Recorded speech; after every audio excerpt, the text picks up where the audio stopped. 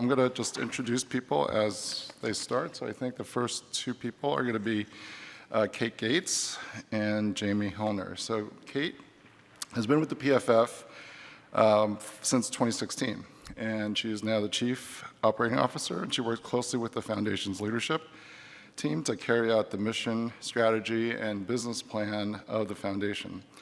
She oversees the teams managing the Foundation's advocacy program, the Care Center Network, education programs, PFF Registry, PFF Scholars, and the PFF Summit. So welcome, Kate.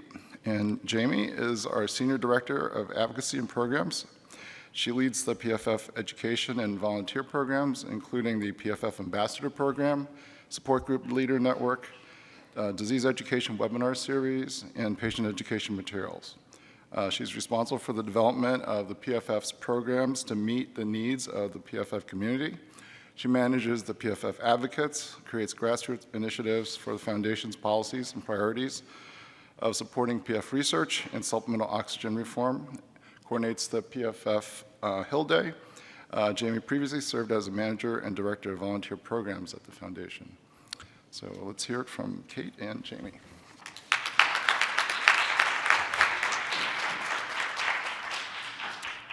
Great. Thank you, Wayne, and thank you all so much for coming to this session. I know it's the last one. Someone's got to be last, so thank you to my fellow presenters, and really appreciate you all sticking with us today. So I'm really excited to talk more about our advocacy program.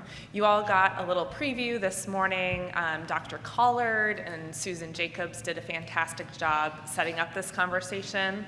I'm going to talk a little bit more about our policy priorities and how you can get involved. So what are the top 5 reasons that you should be involved with advocacy for the pulmonary fibrosis community? The first one is that, unfortunately, as Dr. Collard mentioned today, federal funding for medical research has decreased significantly over the last year, so I'm going to talk a little bit more about that. The second reason is that the Supplemental Oxygen Access Reform Act will transform the lives of patients with pulmonary fibrosis who need oxygen.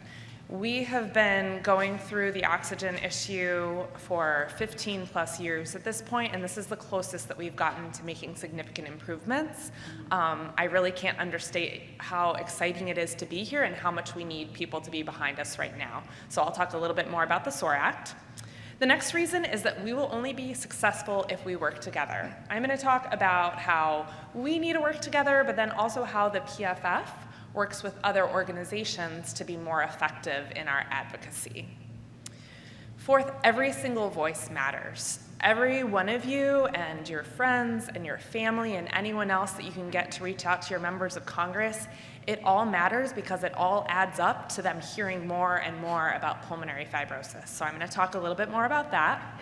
And the final reason is that we make it easy. We have some really great tools that make it easy for you to engage with us through advocacy. Okay. So first of all, I just want to briefly go into what does federal advocacy mean for the Pulmonary Fibrosis Foundation. So we work a lot with advocating with Congress, so your senators and your representatives at the federal level. So in the US Congress, they make so many of the policies and do so much of the legislation that affects the community that that's a big point of focus for us. Then there are these other key federal agencies that deal with things. Hal talked about, like the National Institutes of Health that does medical research, the Defense Health Agency that does health research through the Department of Defense. It's a smaller program, but it's a really important one, and I am going to talk about that one a little bit more later as well. CMS, the Centers for Medicare and Medicaid Services, determines what is paid for oxygen. It's very important to making sure that patients can get the oxygen they need. And then the last one, the FDA, I'm not really going to talk about that much, but we do engage with them because we want to make sure the patient's voice is heard in the drug approval process. Each year, over $120 million in funding for PF research is paid out through the federal government. this is something that really no private donor is going to replicate. This is why it's so important that we have federal research, not just private funders. They fund a lot of basic and translational research. So the fantastic talks we heard this morning about the molecules and all the stuff that I am a tiny bit beginning to understand, that stuff that the NIH will fund, that the federal government will fund, that usually industry will not fund very much of that research. Sometimes a little bit, but that's not their main funding. For the drugs that were approved between 2010 and 2019, 354 of the 356 drugs approved had some NIH funding somewhere in the pipeline to developing that drug. So the NIH funding is so important. And the pipeline of researchers relies on strong, consistent funding to make sure that new researchers are interested in going into research. They want to stay with the field, and they want to know that they're going to have a career there that's not going to just disappear overnight. Unfortunately, there have been significantly fewer grants given out this year. Dr. Collard talked a little bit about the indirect costs, which is a significant issue. There are other ways that they have worked to reduce spending in many areas, including in research, and that has resulted in fewer research grants and less research money being given out already, and we anticipate in the next fiscal year that will continue. The peer-reviewed medical research program, so this is the one through the Department of Defense, was cut by 50% in the last fiscal year, and they're working really hard to get rid of that program to redirect the money to other things within the Department of Defense. And so we are working hard to keep that program. So the other reason you should advocate is the Supplemental Oxygen Access Reform Act. Susan did a fantastic job of talking about the SOAR Act background, so I'm not really going to go into it other than to say, because of this competitive bidding program that was put into place, patients can't get the types of high-flow oxygen they need. They're not getting the training, the services they need. They're not getting the supplies or the number of tanks that they need. So oxygen has become a very bad problem for many, many patients around the country. This is actually an even more urgent issue. The competitive bidding program had been put on pause since, I think, before the pandemic. They have just put out a rule that they want to start the competitive bidding program again. So things haven't gotten better, but they haven't gotten significantly worse than the last year or two. The plan is to pay even less for oxygen. Already companies a lot of times are losing money when they're trying to provide oxygen. It's not a sustainable situation. Companies are not going to continue to do it, and so we are very worried about this rule. So there's extra impetus right now to try to get the SOAR Act passed. And this would potentially go into effect early 2026, this new rule. The good news is that we have a great coalition working together, about 30 organizations, American Lung Association, American Thoracic Society, all working together. Susan brings together so many of those people and does a fantastic job. We meet with the lobbyists to really do a lot to try to move forward the SOAR Act. It will change the payment structure for liquid oxygen so that with the new payment structure, companies should get paid enough to provide liquid oxygen, and patients should be able to get liquid oxygen again, such an important form of high-flow oxygen for patients. It lets many patients get out in the community because, as Susan showed today, if you have to take 2 big E-tanks with you to get through a day, it's just not practical for many, many people. If it can be something more that sized for the same amount of oxygen, it's way more practical. We really need liquid oxygen again, and the SOAR Act would make a big difference in getting there. It also establishes payment for respiratory therapists to make sure people have the training they need. As I said before, we're only going to be successful if we work together. You saw that awesome list of the 30 or so organizations working on the SOAR Act. We've joined about 400 plus organizations to advocate for NIH research funding. We're part of an organization that specifically advocates for the congressionally directed medical research programs, this program through the Department of Defense that has some important PF research dollars, the access to oxygen issue. We partner on pulmonary rehab advocacy as well because the professional organizations that represent the respiratory therapists are really best suited to leading that advocacy, so we partner with them. This is just a list. Some of these organizations were here this week. I appreciate them being here so much. So it's really important that we all are together in emphasizing these priorities because there are so many competing voices trying to get the attention of Congress. So if we're able to work together, we can be so much more effective. We have to have unified messaging. If we're going in and I'm saying, I think we should do this on oxygen, and the next person says, I think we should do this on oxygen, they're gonna say, we don't know. You all as a community need to get it together and tell us what you think. That's why the SOAR Act is so powerful, because there's so many groups together. But that's something that we really emphasize at the PFF, is working together and making sure we're all moving towards a common goal. As well as working with other organizations, we need every single individual that we can get to reach out to their members of Congress on these issues.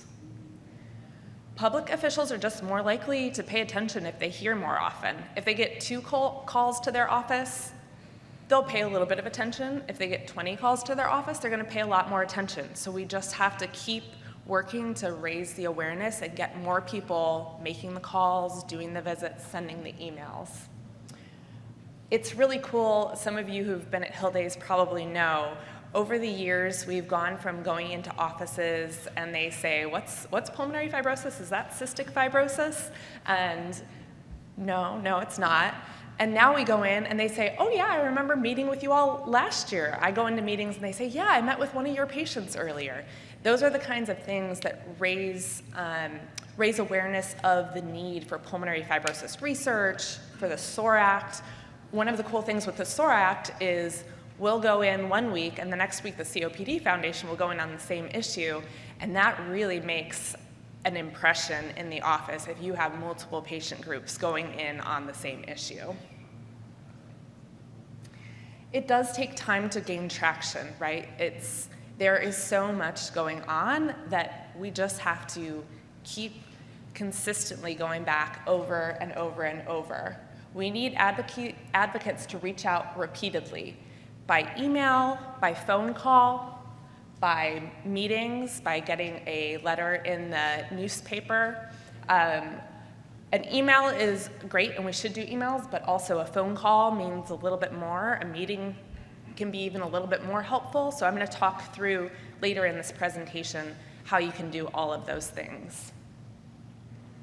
And the other thing is you never know when you might make a connection with a staff person or a member of Congress who has some sort of connection to your issue, and that can be one of the most impactful ways to really make progress. We had a congressional briefing on pulmonary fibrosis a number of years ago and identified a staff person whose mom had unfortunately passed from pulmonary fibrosis, and she's been one of our greatest champions, going to her boss and saying, please make sure we get pulmonary fibrosis in the appropriations report each year. Please make sure that it's in the congressionally directed medical research program. But it's just a thing of making as many connections as possible to try to identify who might be a great champion. So finally, we make it easy at the PFF to advocate with us.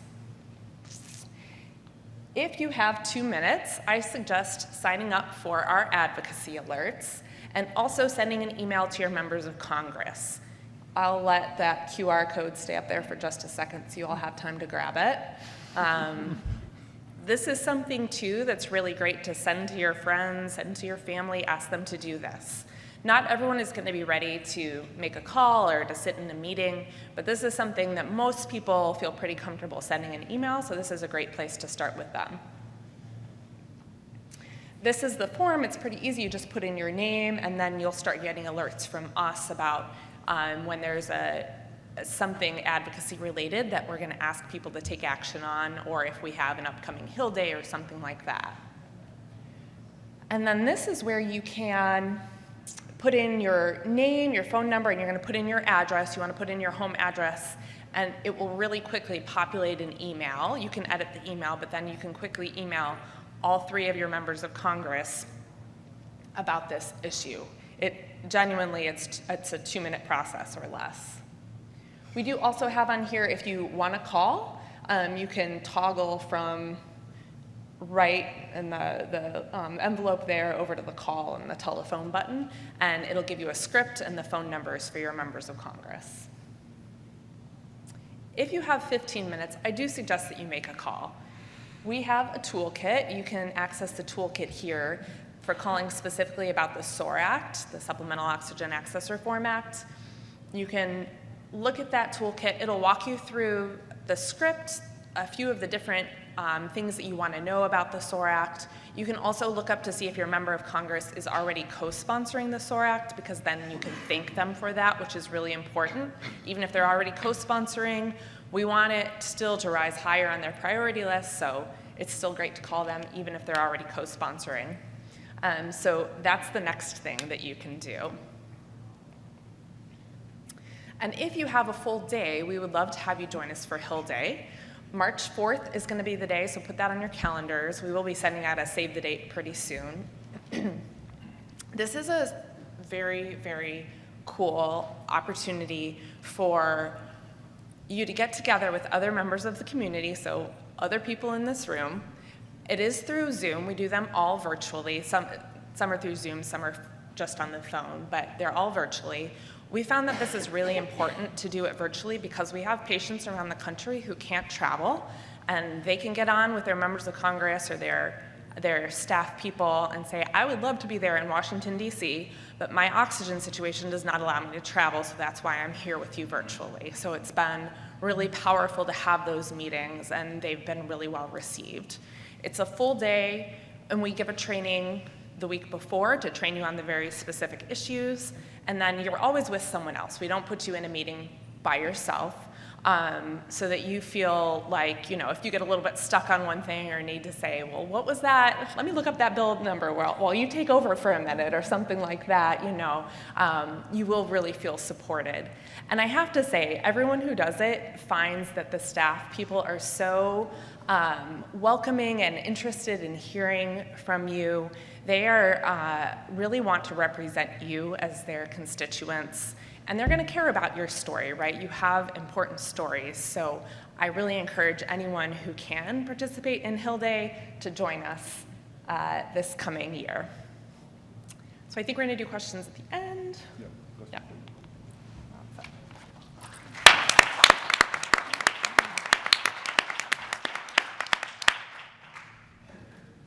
Hi, everyone.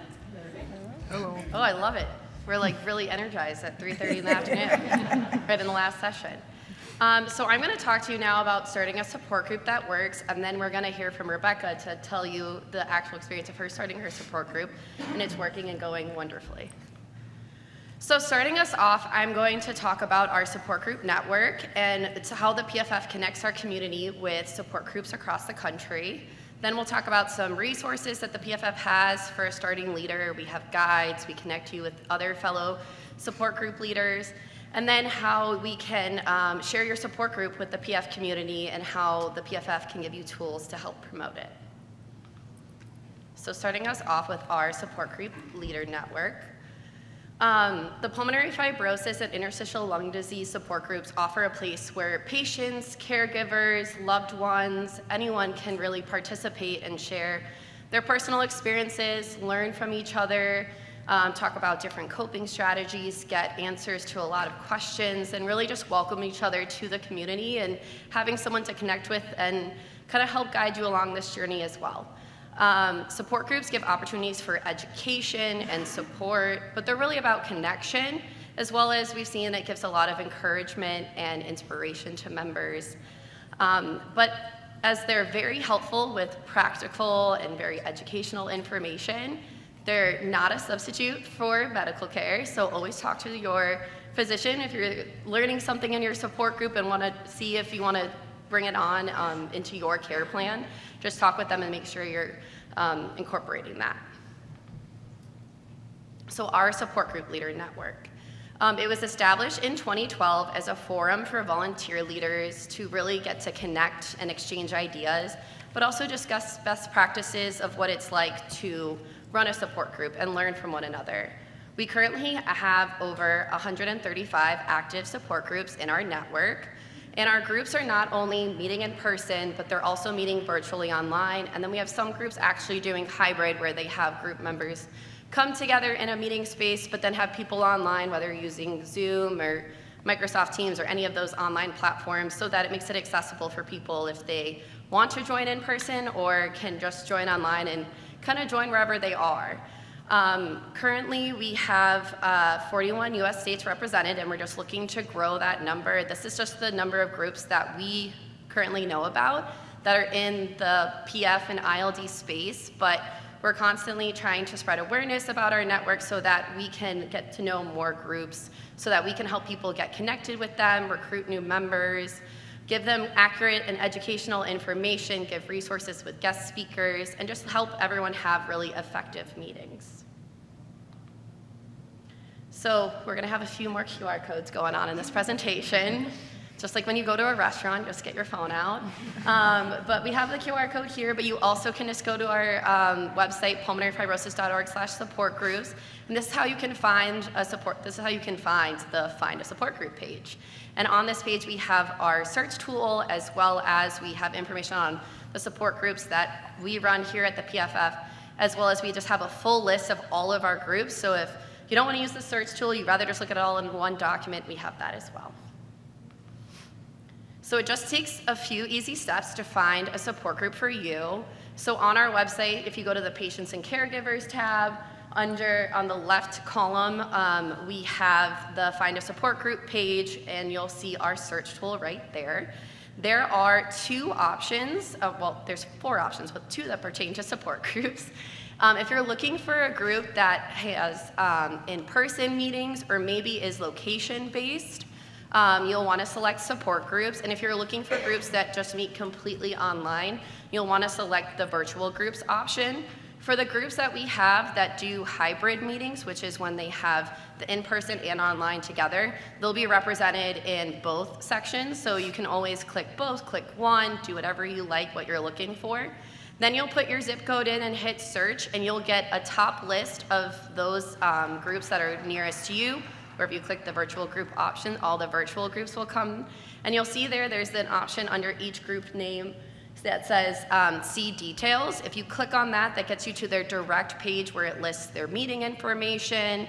It has contact information for the leaders. If it's located in person, it has a map that you can click and see where the meetings are. So it really only takes a few clicks on your computer or on your phone to kind of find a group for you. The Pulmonary Fibrosis Foundation also hosts 3 of our own support groups monthly. So we host the PFF Voices call, which is open to all members of the pulmonary fibrosis community. And the topics are really focused on disease-related discussions, and they're hosted the 3rd Thursday of every month. Then we have our Caring Conversations call. Now that call is specifically for those caring for individuals with PF, and it's really talking about things that relate to their caregiving role, helping their loved ones.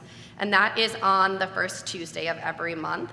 And then we have our lung transplant community support group call. Now this call is if you've received a transplant, maybe you are listed for one, maybe you're just interested in learning more, maybe your loved one is interested in getting a transplant or has had a transplant. So anything transplant related.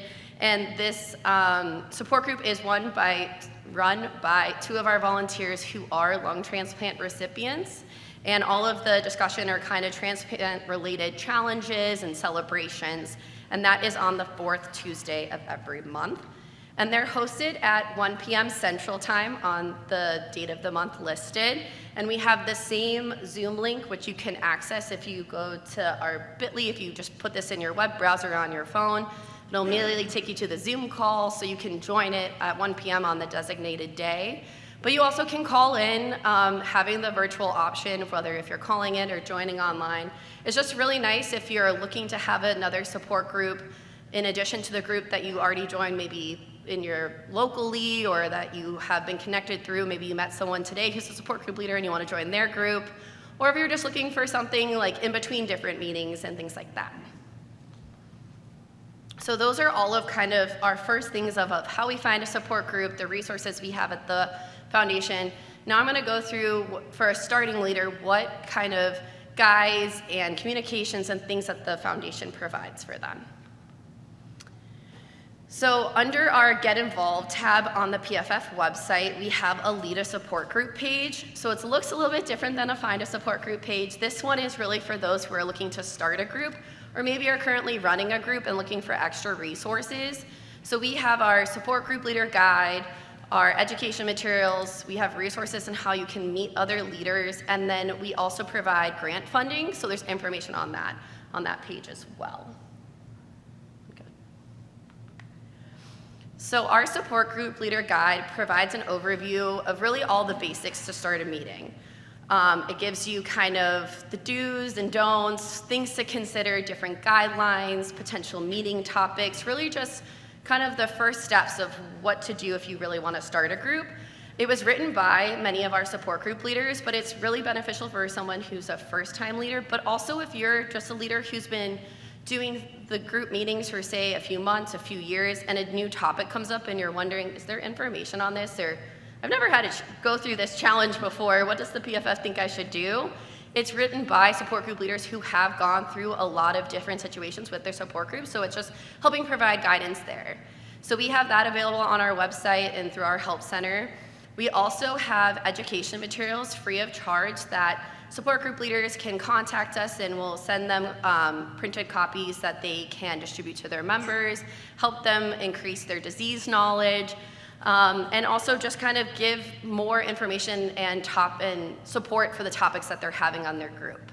So we have a range of things that are covered in our education materials. We have clinical trials, supplemental oxygen, the basics about pulmonary fibrosis, lung transplant, and so many more. So I encourage you to check out our education materials online, or if you're a support group leader and want to order them and give them out to your group, it's really, really helpful. There's a number of opportunities now that we have education and those first basic steps down of really just getting connect with other leaders and learn from one another. Our support group leader network is made up of patients, caregivers, family members, lung transplant recipients, but also healthcare providers and social workers and individuals who are either just meeting in more of a community setting, or whether it's a part of a or a university or a site or anything like that. So it's really, really helpful for all of us to come together and kind of talk through certain things that are going on in different groups and how people handle things, or if there's a speaker recommendation, or what can we learn from each other. So we host quarterly teleconference, so they're virtual meetings. We have them for an hour once a quarter, and just have the time to all come together and kind of give tips on facilitating their meetings, give them updates on things going on at the PFF they can share with their members. Then we follow up on those meetings with a quarterly newsletter, so that our support group leaders can say, hey, have you heard about the PFF Community Registry? Or did you know they launched a strategic plan? You should check it out. Here's an email we got.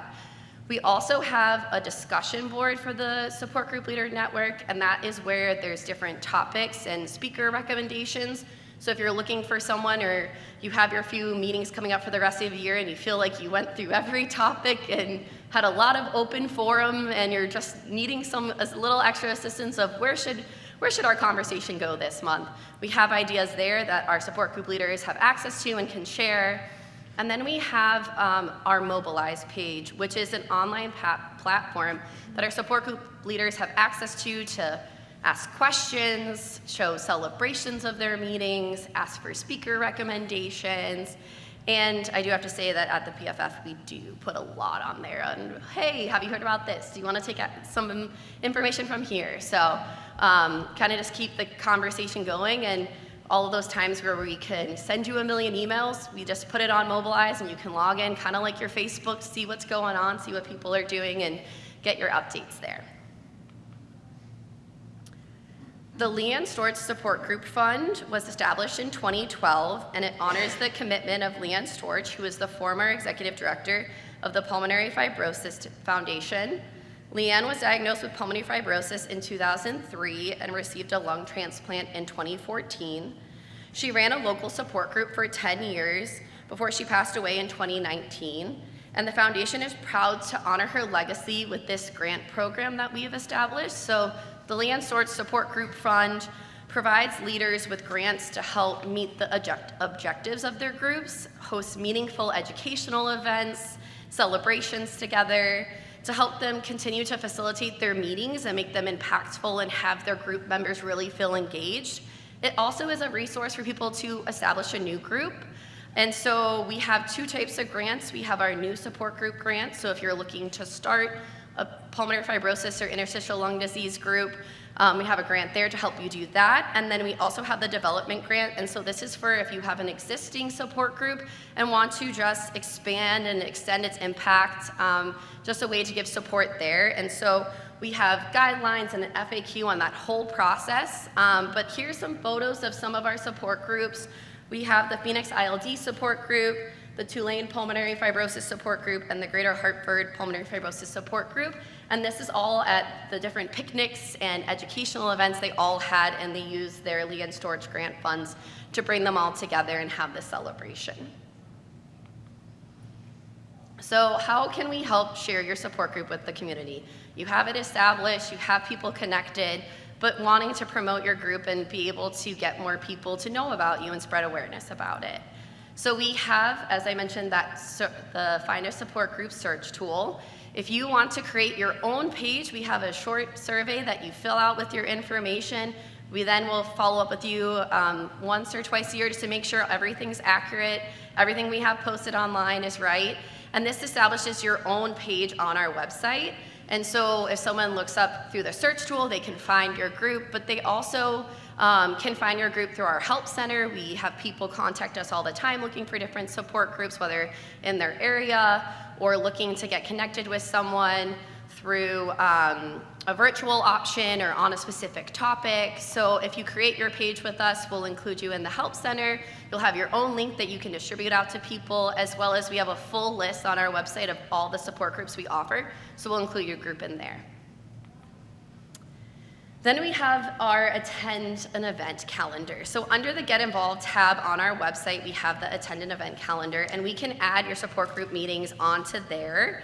I joined a support group on the East Coast a few months ago, and I met a woman who actually lived in my neighborhood, and I was like, but wait, we're on this virtual group, and how did you find them? How did you know to look to find someone so much across the country? And she said, when I got diagnosed, I know I needed a group right away. And I looked up, and the ones in my area weren't meeting for a week, and I know I needed something faster. So she went to our event calendar, and there was a meeting the next day, and she was a part of that group for years on after that, because she got connected with them when she needed them right away. So this is another benefit that you can have of sharing your group more.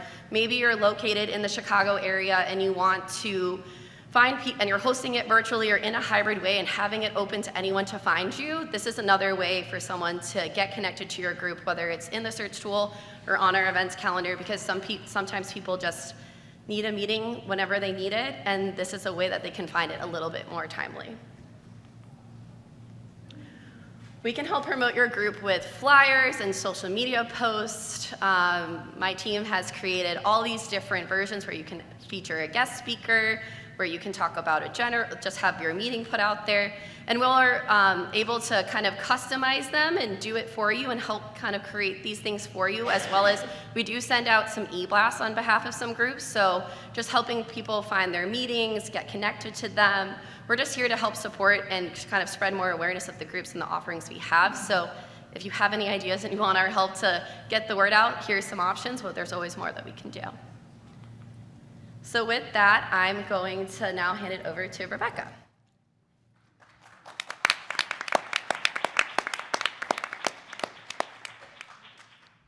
So Rebecca is a PFF ambassador and support group leader. She's from Seattle, was diagnosed with ILD in 2021 at age 37. And she's currently serving as an ambassador for the PFF and runs a support group for younger women with pulmonary fibrosis called Young and Wild. Young and Wild Women with ILD, not just Young and Wild. She's also co-chair for planning the Seattle Walk for Pulmonary Fibrosis, and her life outside of PF involves enjoying family time with her husband and her 10-year-old daughter, running her insurance agency, as well as spending time outside with her husky and watching the Great British Baking Show, or Bake Off, on repeat. So welcome, Rebecca.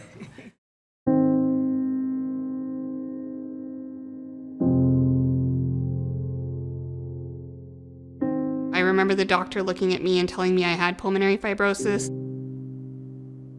I had no idea what pulmonary fibrosis was. I had no idea what was going on. I remember leaving the appointment and feeling super overwhelmed. But I still had a full-time job and a daughter to take care of, so I didn't really have the time to sit down and think about it all and be sick. I was just very, very busy. It was just a matter of I had to kind of get on with it. It felt like I have to pretend to be normal. You know, I go to these parent-teacher conferences and after-school activities, and I do all these things, and people can't see that I'm sick. And while you have your family and you have your friends, and they feel sad for you, but they don't understand the day-to-day or, you know, how heavy this can feel. So it was very hard to be able to tell someone, like, I am sick and I am sad. This isn't just a medical disease. It affects you emotionally, and it's part of my everyday life. I really wanted to find other women like myself who were working full-time, had families, had these busy lifestyles, and were trying to figure out how we were going to process having this disease while still taking that role on.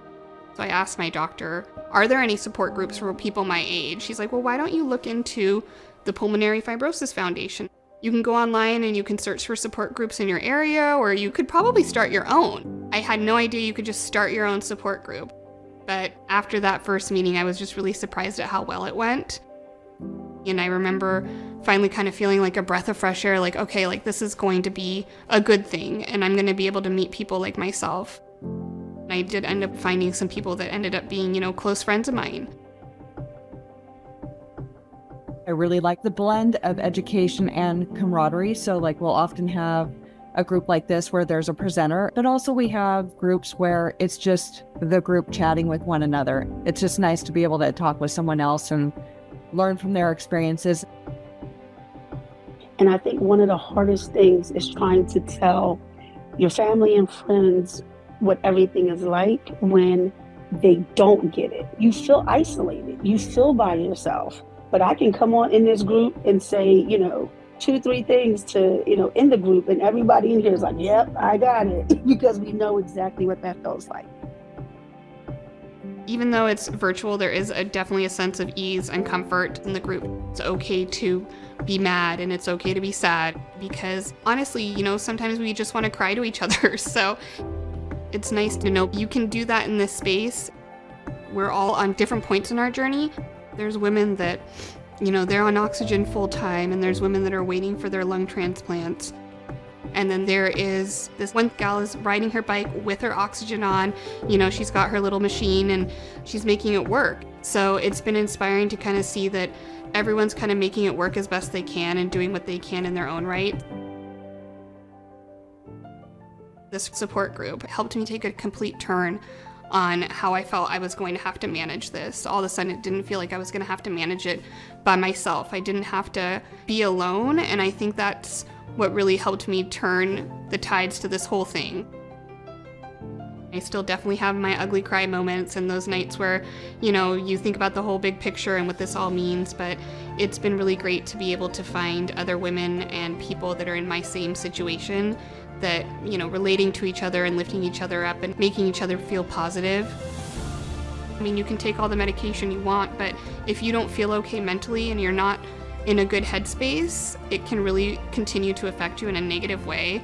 but finding people that you can relate to will really put you in a better headspace and help you feel better mentally. Once you can see people that are living lives to the fullest and that they are experiencing this disease not in a positive way, but in a way that they're able to manage, it makes you feel better. My idea behind the group was to find my people, and I'm really grateful for the Pulmonary Fibrosis Foundation helping me start the support group and be, an advocate for this disease.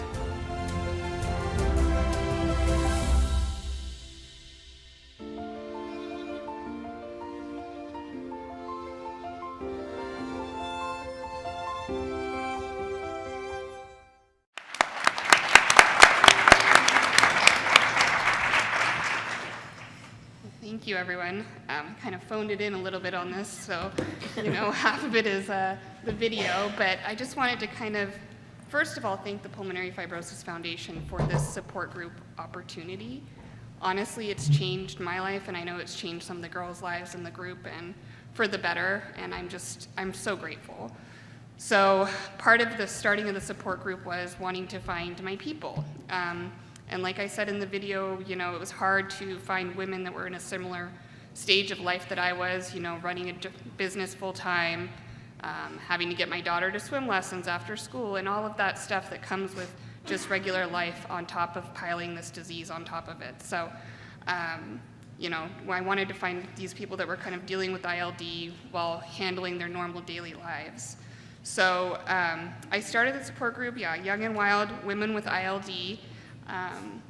It's through the PFF, sort of how I got connected to be able to do it. Like I said in the video, I asked my doctor, is there a support group that is similar to this? Is there a support group where it's, women-based, similar age range? And she said, honestly, no, I think there's a good opportunity for you here to do something that's going to help other women like you. So I connected with my doctor, like I said, and she got me in a meeting with Dr. Amy, and we came up with the name, and we came up with the time, and all of that. And it was a little nerve-wracking at first, to be honest, but the PFF was so supportive. I can't say enough how supported I felt. I mean, all of the resources they have, all of the information they have to do your support groups and to feel like you've got the information just literally at your fingertips that you need to run these groups is amazing.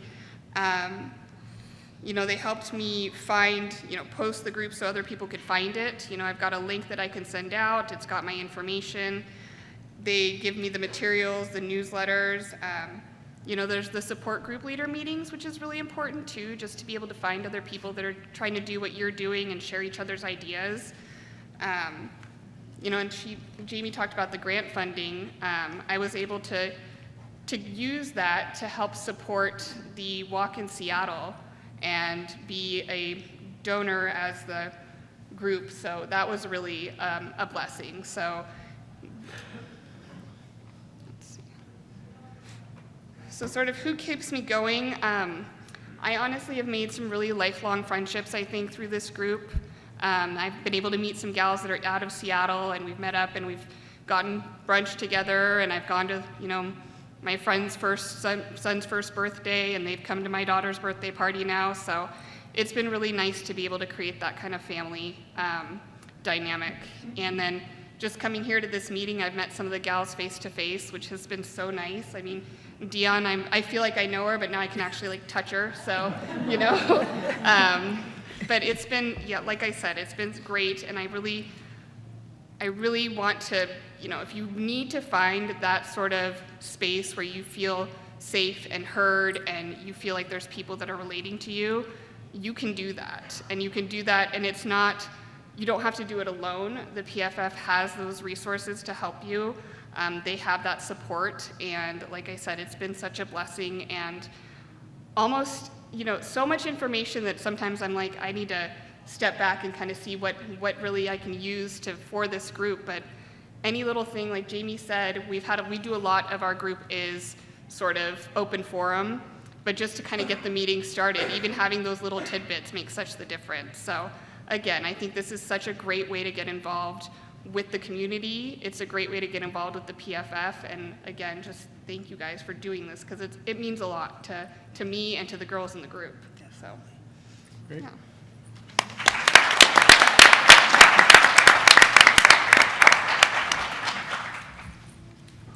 I want to thank you, Rebecca, and also Jamie, for making this possible. I think it does take a community, and we're definitely seeing that in action here.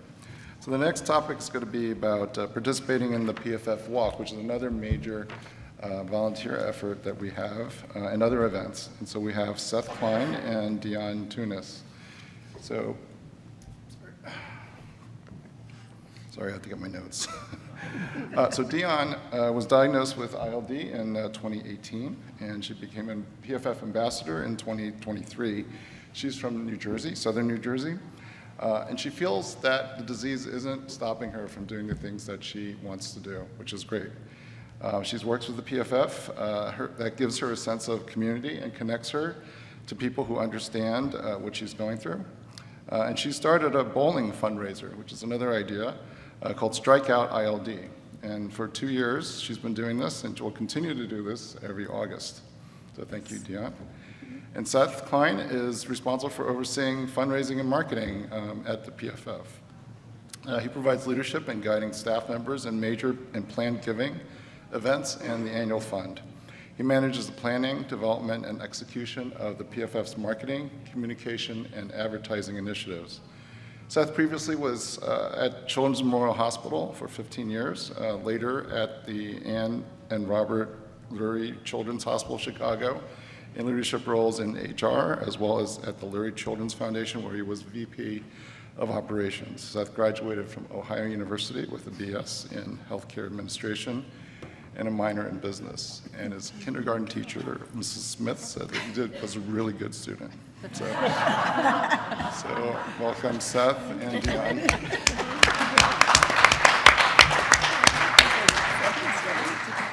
Thank you. Hey, everybody, how are you? We're almost there, almost to the end here. I feel very lucky to be in a room with, I think, a lot of friends, a lot of older friends and newer friends that I met just in the last couple days. So it's an honor for all of us to be here with you. I also think for the staff here, especially us up on the panel, being with Rebecca and Dion is really special as well. Internally at the PFF, they're superstars to us, so it's exciting for us to be sitting here with them. I am going to talk a little bit about fundraising. We'll talk a little bit about the walk and the Broadway event that Julie mentioned last night. And just a couple ways to give. I've talked to a lot of people over the last few days, and I'm not going to go into this very deeply, but people have asked, well, how can I give? I want to participate. Maybe I don't want to do an event, but I just want to contribute. And there are a lot of different ways to contribute, and all of this can be done on the website. And some of these are terms maybe you've heard of, and some of them are terms maybe that you haven't heard of. But there are many different ways to contribute, both as an advocate, volunteer, or donating, which is really important for us to be able to put on events like this, or create educational materials, or do webinars. All of that really matters, and contributing helps. But I'm going to talk about some fun stuff, the PFF walk. Who's been to a walk here? Oh my gosh. I think I can sit down. Everybody's been. So the walk is our largest fundraising program at the organization. In 2026, we're marking our 10th year. 10 years ago, Amy, who's sitting in the back, the walk program was her idea, and as we were building this program just in Chicago, I remember we were sitting, talking, looking at each other, and we're like, is anyone going to show up here? We hope like 20 people show up, and we raise a little bit of money, and in year one, 1,000 people showed up in Lincoln Park in Chicago, just 2 miles up the road. and we raised, I think, almost $300,000. And that told us that there's a need for community to come together, because a big part of the walk is not just fundraising, it's creating an environment and an opportunity for all of you. Like here at the summit, all of you have also connected and made new friends. That's what the walk is all about as well, and that's how we raise awareness. So we continue to add walks and grow the program, and you see all of the walk sites here. Not only have all of you participated, but some in this room have started the walk. So Rick here started the Dallas walk and grew it and then passed it on to the PFF to take it over as a PFF walk. And we're adding a new walk in April. Our first new walk in a couple years. We are coming to Tampa, and that will be our next walk that we add.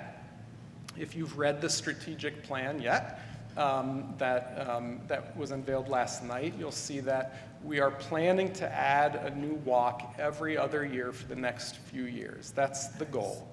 And we want to hopefully cover more areas of the country and give everybody an opportunity to get involved.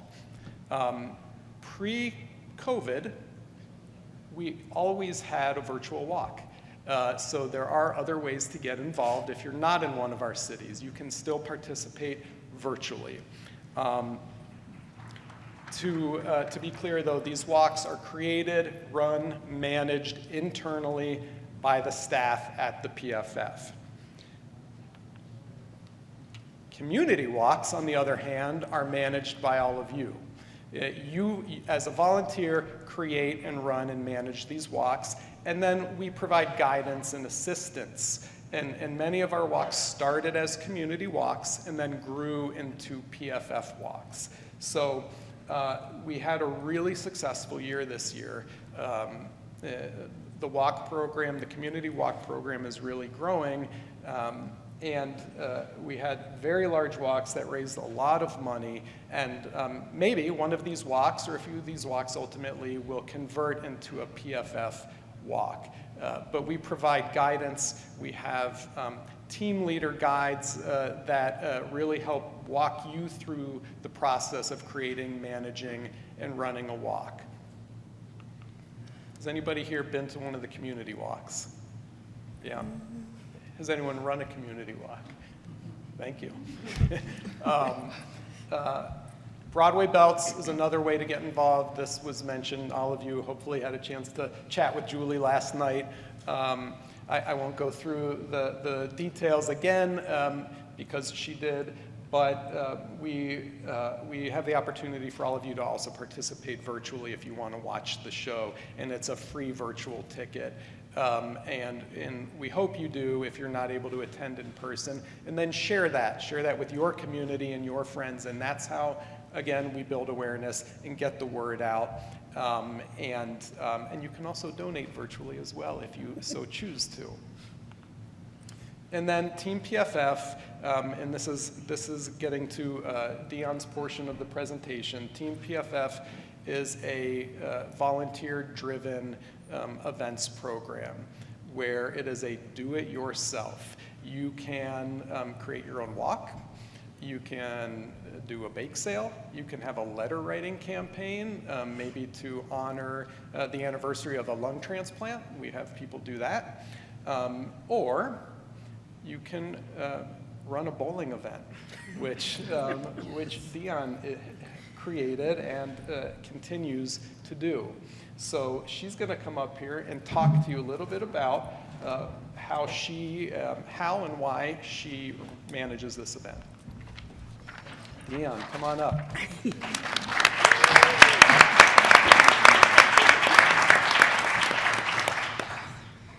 Thank you, Seth. As stated, my name is Dion Tunis, and I too want to thank the PFF for thinking of me and having me speak here. Rebecca has stated to find a group of individuals that actually are going to work but have the empathy that they provide for us is amazing. You can't pay someone to care and be concerned and to have that. but everyone at the PFF that I've met has that. So I just thank you all for that. So the big question is, why did I start a bowling fundraiser? Well, initially, I had heard about all of the walks, and I thought to myself, I'm not able to walk, but I wanted to do something. So I became an ambassador in 2023, and at that time, like I said, I'd heard about all the walks, and I live in a small town in New Jersey, South Jersey. If you know anything about New Jersey, North Jersey and South Jersey are like two different states, literally. North Jersey is city. I live with cows and farms, and that's our norm. So at the time, I really didn't feel as though I could go and talk to the mayor and of my city and my town, I should say, not because they wouldn't be open to hear about it, but more so because I was tired and drained and sick and didn't have the energy I felt to do that. So I heard going to my meetings and hearing different things, my ambassador meetings, I thought about what is a fun activity I enjoy doing? Bowling. So I thought to myself, let's think about bowling. And then I said, oh no, what do I do? How do I do this? I had attended a video conference where, through the ambassador program, Jake had came on. Jake's in the room. He's amazing, by the way. Jake's sitting in the back. But he actually came on and did a talk and explained some different fundraiser activities. So when I thought about doing it, I said, let me reach out to him, which I did. And he introduced me to Alyssa. Alyssa, you're amazing as well. She's in the back. And there was, I hope I'm going to do this correctly. Oh, I didn't. I guess I didn't show it. Is there a leader guide? Okay, we might not have it up there. But the point is, there's a leader guide that they can provide for you. And it literally shows everything. So it shows you how to create your own budget, step-by-step instructions, literally step-by-step instructions. So my initial concern was, my family and friends may not have a lot of money to donate. I see the numbers through the walks, through different things, and I thought, I don't know if I can do this. So I spoke with both of them. They kind of eased that anxiety for me and gave me more confidence to speak to my village about it. So I spoke to my village, and sure enough, they said, yes, let's do this. They were ready to do it that next month. And I was like, wait a minute, I'm still not sure how to do it. We just want to do it. So now I needed to find a bowling alley. Once again, I'm in a very rural area. And we used to bowl as a child. Mom and Dad, raise your hand in the front. So they used to take us bowling. Now, the best part about this story is, I have been bowling since I was a child, very little. I'm not going to say my exact age. No, I don't mind saying it. I'm 48. End of this month, I'll be 49. I suck at bowling still today. But it was a way, when we used to go as kids, my church would have events, my brothers and I, with our family, with our other church members and cousins, we really had a good time, just laughing, joking. I would instantly, of course, just get a gutter ball, but I didn't care because I was bowling. My brother, on the other hand, is an excellent bowler. But I guess for me, going at a young age did not help at all. So I contacted a local bowling alley we used to go to sometimes, and I spoke to them about bowling and using the alley. They were amazing. He definitely gave me a very good price. He said, listen, please come. So the first year, I was able to have family and friends come and support. And the following year, I started it 2 years ago. So the first year, I had family and friends. The second year, more people told other people. And I had individuals that were coming and said, I never heard of the PFF or ILD, anything.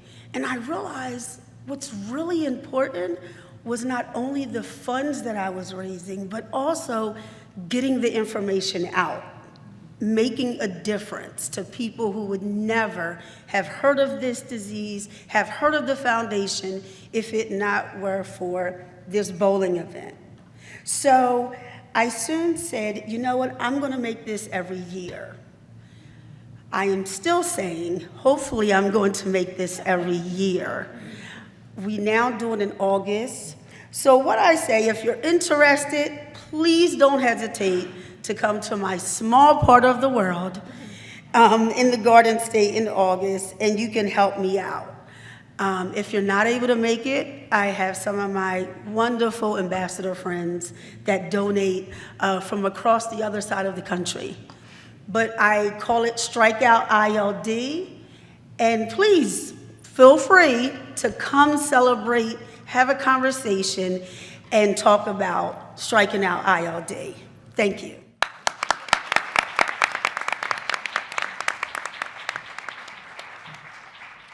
Yeah, thank you, Dion. That's fantastic and really imaginative. I think there's lots of different ways that we can gather community to provide support and to raise funds and raise awareness, which is the most important thing. So next we have time for some questions. Does anybody have any questions? Yes.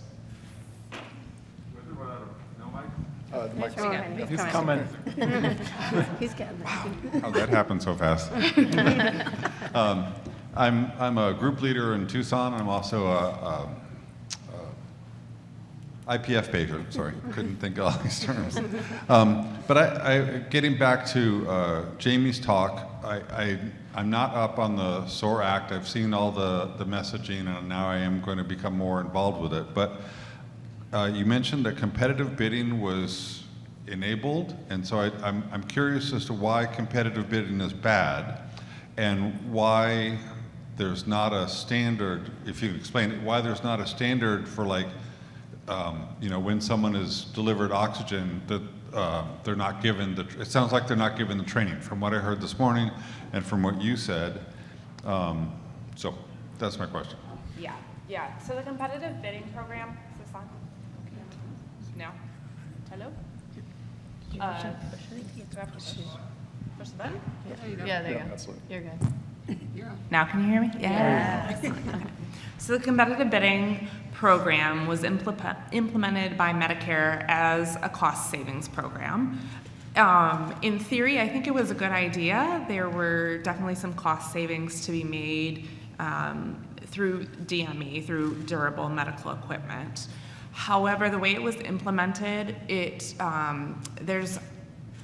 interesting. I've studied a little now. There's all this like bidding theory and stuff, and if you don't implement it correctly, what you end up with is all these people make all their bids, and then they don't actually provide the service, and the price gets driven way down.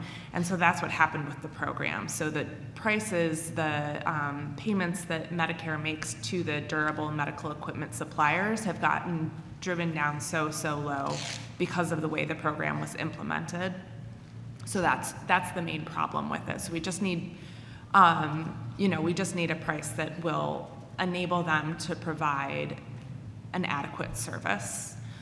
As far as the training, Medicare specifically does not provide respiratory therapy services along with oxygen. We think that should be added in. Back when there was quite a bit of extra money actually in DME before the competitive bidding program, and companies would provide respiratory therapy as sort of like an add-on benefit to induce you to be with their company. So it used to be there, and so now we haven't had it for the past number of years, and we need to add it back in. Some companies still will provide some training. It really varies. Even like some drivers do a great job. They know a lot and might be able to do a good job, but we should have someone who is trained in oxygen and respiratory therapy to be telling people how to use this instead of just whoever happens to be available. Well, I mean, especially since the population you're getting is challenge. I mean, many of my members in Tucson who are on oxygen are older people, and I'm sorry not to generalize, but sometimes, people of that age and generation have a hard time with technology, and all of a sudden they're given this tank and this regulator and these hoses, and I consider myself a handy, reasonably intelligent person, but if someone just came and dropped off 4 pieces of equipment and said, "See you in a month," I'd be on like YouTube, or I'd be calling the PFF and saying, "What do I do with this?" And I've read about it, but yesterday was one of my first times like actually handling a tank, and I was like, I actually have no idea how this works, and it would be dangerous, honestly, for someone who's not trained to use the oxygen, but there's no money for training right now, so that's the SOAR Act. Maybe my passion and anger will rise because I'm just incredulous that it'd be scary to be to the point that you would need oxygen, but then not have that support to say, this is, okay, I'll stop. That's what we need you to tell your members of Congress. So you should be part of the team to write to your representatives in DC.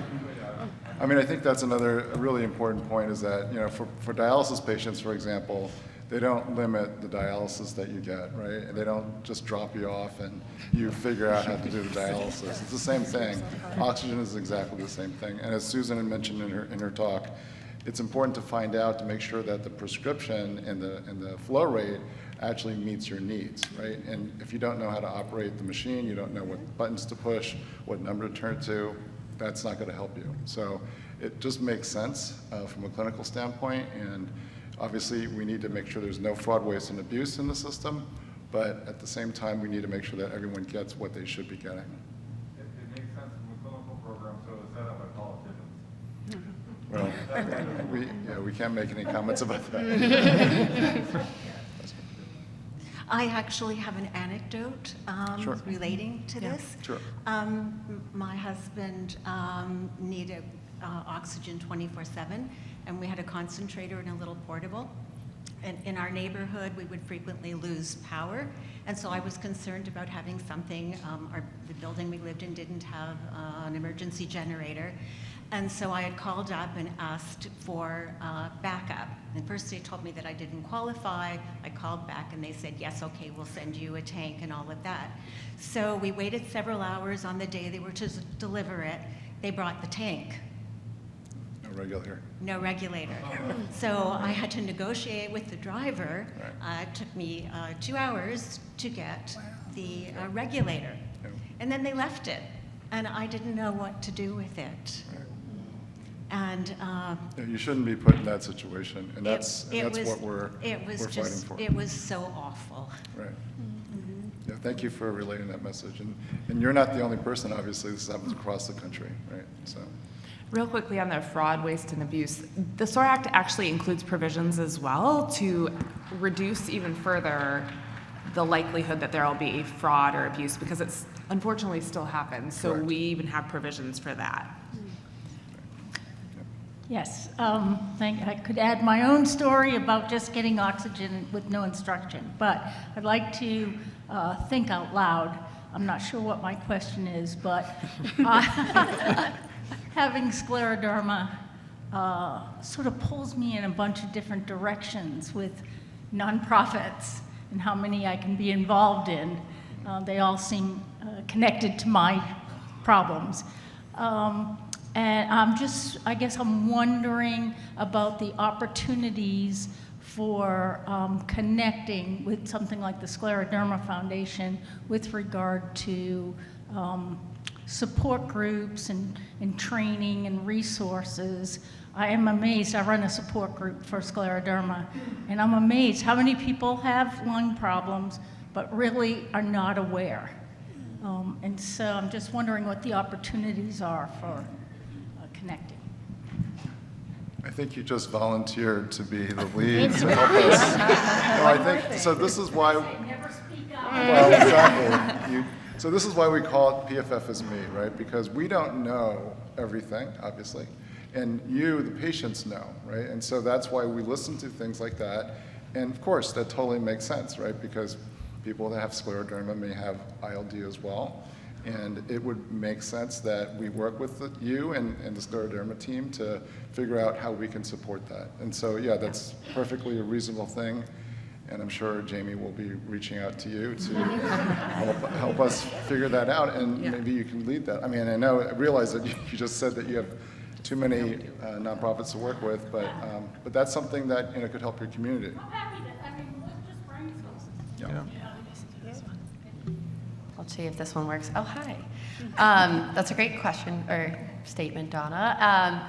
And I think that's something what we try to do, and we have different scleroderma support groups that we list and share out in our website and on our search tool and things. And like I think I might have mentioned, but maybe didn't stress enough, is we also have groups that are focused on different topic areas. So it's not necessarily they're always location-based or just a virtual group or things like that. And we try to share those in our list and make that connection. We also are connected with a number of as Kate showed, just with our advocacy work, but also with, as you see in exhibiting today, with a lot of different patient advocacy groups. We also go to their conferences as well and build more partnerships to do programming together, because that's how we're going to be successful, is being able to support our community, because there are many people who fit into all of the organizations, and knowing that there are resources and support for you here as well if you develop an interstitial lung disease, as well as if you're living with scleroderma, so you can get from all of us. And so we're continually working together, especially in September for Awareness Month. We have our ILD Day, and we work with a number of partner organizations to put on that event and make sure that we're addressing topics that are really, really important to those who are affected by interstitial lung disease. And so we're making those connections now, we're doing that, but like you said, it's to show that we need to do more and need to stay more connected and work together, and that's how we're going to be successful. So Jamie, I have a follow-up question. Do we have support groups in different languages? There are support groups in different languages. We have only a few that we are aware of. We also have support groups that we are aware of in other countries. So when we do get international requests, or maybe those that are for speakers of another language, we help connect them through our help center. You can't find them on our search tool because our search tool is only in the US. So you have to call our help center and we can help connect you there. We do reach out to our support group network, and it's a part of our survey as well. We ask if groups meet in the evening, if they meet on the weekends, do they offer in another language? Because when we do find someone who is looking for that, we try and make sure that we know what's going on in each group to help make those connections. Great. Thanks, Jamie. Question in the back? Hi, I'm Lila, and I started Breathe and Run. We're a 5K for pulmonary, we donate everything to the Pulmonary Fibrosis Foundation, and we've donated $45,000 so far. And I have two questions. One, what is the best ways to get some of the local sponsors more involved so that we can grow and donate even more as the years go on? Can I turn it off?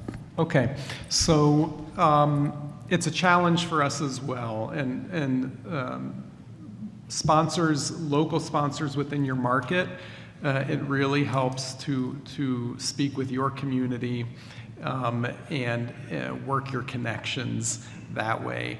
A lot of the sponsors for the walks that we do nationally are also some of the same sponsors that you saw here today at the event, but we struggle with that as well, and that's going to be a focus of ours going forward. How do you really get sponsors within the market outside of pharma, potentially to support your event?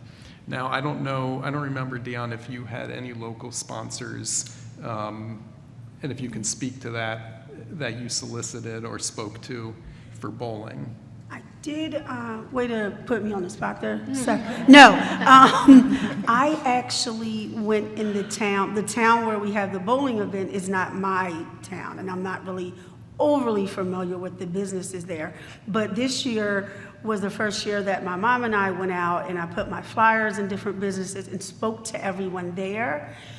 Unfortunately, some of them seen it later, even though it was still in their actual building. Some of their workers still didn't realize it, but they've contacted me and said that they want to be a part of it for next year. So Mom and I are going to go out again, and hopefully we can connect with them for this coming year and then get more as it goes along. So I have started that part, but it is difficult to get people involved in that way. And I'll just say it's changed a lot over the last few years. The organizations and corporations have changed their philanthropy, and they many times have one single cause that they focus on, and they don't usually get outside that specific cause. So you have to work at it. It's not easy. You have to work your connections and sometimes, as Dion said, go door to door and hand out flyers and knock on doors and see if you can convince them to support the event. But thank you, because your event has been great, and you do it in honor of your grandmother, which is really beautiful, and it's an event also that's been growing over the last couple of years. So thanks for what you have done. Appreciate it. Thank you. And one more question. Would it be a possibility in the future that the Pulmonary Fibrosis Foundation will be part of the Chicago Marathon? Ooh, that's really hard. It's really hard to get into, as a charity, it's really hard to get into the marathons. It's very competitive to get those bibs. It comes up every year, but I don't, as of now, I would say not in the near future. It's a challenge, but it's a question we get from time to time. Yeah. You'd like to run the marathon. So Seth, I think she just laid down the gauntlet. Yeah. I mean, Jake and Alyssa get this call a lot. Jen probably would like to do it too in the back. But we do get this call periodically. But it could also be a lobbying thing, right? So if enough runners are saying that, hey, we want to support a national charity that is based in Chicago to show the Chicagoland people that this is something that can affect the nation, I think that'd be something that you might want to do, and I'm sure Seth and his team would love to to coordinate that with you. Wayne, I think you just took up the gauntlet. Well, I live in San Francisco. I would definitely be willing to help out. So to go back to your question about local sponsorship, I think one of the things is you're spreading the word, right? So even if you aren't able to get sponsorship, at least you've told people that might not have heard of us and might not have known about ILD or PFF, right? So I think that's really, really important. And it's just a matter of time, right? Because it could be working with your elementary school that may have a month where they're doing community service, or high school. There's lots of different ways. I was just looking at other nonprofit organizations in your community. What are they doing, right? What are the Girl Scouts or Boy Scouts doing? I think those things you could leverage, right? So they do the same thing, and you can follow what their tactics are. Also, I just wanted to add, my brother definitely reminded me that I've used, my brothers are in fraternal orders, and both of them their organizations have donated for our bowling event. Also, I've spoken to a family member who every year does only give to one specific organization, but he's now switching. And he and his wife will be giving now to the foundation for me. So even just the connections I had on a family basis has helped with giving, more and supporting more and getting the word out to other people. So thanks for that, Dave, as he definitely said, I'm a part of it. And I forgot. and then next year you can come up here and talk about how successful you were, right? So, thank you. I'm just wanted to know, I appreciate the SOAR endeavor and the 10-year journey it's been on. So my question is, given that it's a 10-year journey, what's next? Because SOAR forgive me, that should happen. It's embarrassing that it hasn't happened, listening to what people say, and I have to have hope that it will occur. So my question is, what's next? Because that's the next 10-year journey to get, and we all know where we are with politics and where we are with funding and where we are with cuts and the dramatic need for additional research money for everything, but including the diseases, this specific disease. So I'm just sort of curious, what is the messaging that is going on right now for elections that are coming up in 2026? We will have a new senator here in Illinois. There will be new senators. We know the landscape is changing. I just would love to know, what is the message that is going out from not just this organization, but others, to say, this is important for all of us patients, but it is also important for our economy, that medical and medical researchers, et cetera, are here. Yeah, absolutely. A couple pieces to that, I think. On the medical research front, I will say we've seen more activity from more organizations saying we need medical research. It's something that I think a lot of people have taken for granted. It's always just been there. The NIH has historically enjoyed great support for good reason, right? Everyone gets sick. Everyone's families get sick. We all need medical research. We just need to continue to remind people of the human element and the personal element for all of us, and really work together with those other organizations. So the PFF will continue to advocate strongly for research at the large level. The other piece is PF research, pulmonary fibrosis research specifically, continuing to get report language. We're also doing more. Dr. Amy Case, our Chief Medical Officer, is really doing a great job working closely with her contacts at the National Heart, Lung, and Blood Institute to make sure that they're aware of the priorities of the community, aware of what's going on, what are maybe some of the big research opportunities coming forward. So that's another way, is working at the agency level as well. Once the SOAR Act passes on that side of things, then we will need to make sure that everyone is aware and everyone is implementing it. So that's also a very big project.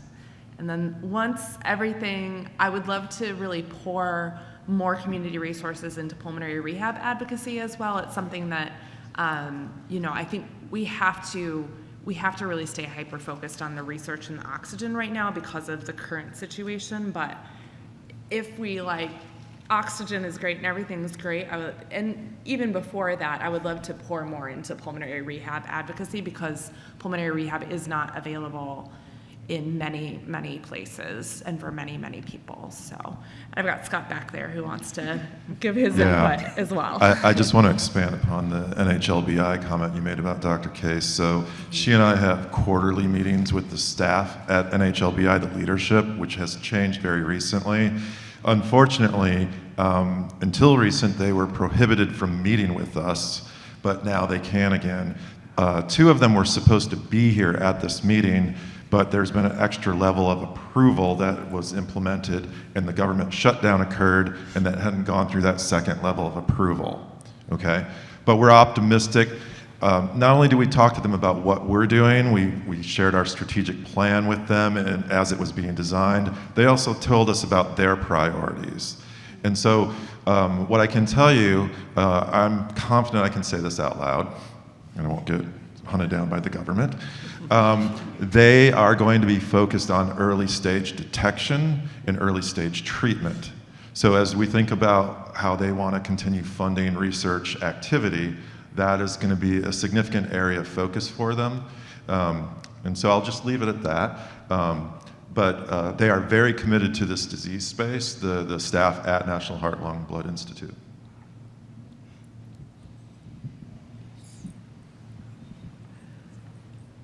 I'll make it brief because I know we're almost at 5 o'clock and you're ending the session. Two-part question. First for Dion. I was wondering if you'd work with me in the Boston area. We don't have a walk. I'd love to institute, a fundraising program? And second of all, why is Boston not considered one of the cities for a walk? I mean, we're a hub for research and development and education. Is that something on the horizon that will take place within a few years? Well, I'll start and say, for me, definitely we can work together. I will speak to you about it, and I'm going to definitely let Seth handle that other part. Our walks have grown, most of them, from community events and community walks where there's a strong group on the ground that starts the walk and grows the walk, a larger support group. I mean, I'm not saying that we don't have that in Boston, but it bubbles up from that, and then we partner many times with that support group, like we did in Dallas. It started through the group and as a community walk, and we partnered together to grow it. Boston is a city that we've spoken about over the years, amongst many other. I mean, we'd love to have walks everywhere, but we also have a pretty small staff, and these events are all run internally. We don't use event companies outside of our small staff. So we do what we try to do what we can with the staff, the amount of staff or the size of staff that we have. But we would love to be in Boston one day, because you're right, there's a great community there. So I'll make it really brief, but 2 years ago, my husband was given funding. At the time, he was riding a motorcycle, and he's had ILD for 12 years. So we went to 50 different hospitals from the Boston area up to Bangor, Maine, and spread the word about ILD and pulmonary fibrosis. So that was really exciting. But I know we'd like to springboard from there and get the word out and, you know, just provide more education, get the community involved. So that's where we're at. So the gentleman holding the microphone next to you is the one that leads that program, and he just gave you his card. And perfect. Thanks, Jake. Thank you. You got a bubbler community here, Detroit. I mean, we did not have a walk here Right. From the U of M, and she said, Bill, I've been asking for a couple of years, so that just put it on me. And I'll speak to your point. I went to the local police, and we'd love to do it. But we got to vote in our convention in November. Yeah. So I'm expecting money if they're still voting in November in Las Vegas, you know, things like that. So I could go into the police and say they wouldn't do that. Right. But what I started was, whenever I saw a dollar go one way, he said, your car wash. I went to get my car wash. I said, come on, you guys got to donate here. Took 4 tries, but I was there 4 times because I got my car wash 4 times, and they donated.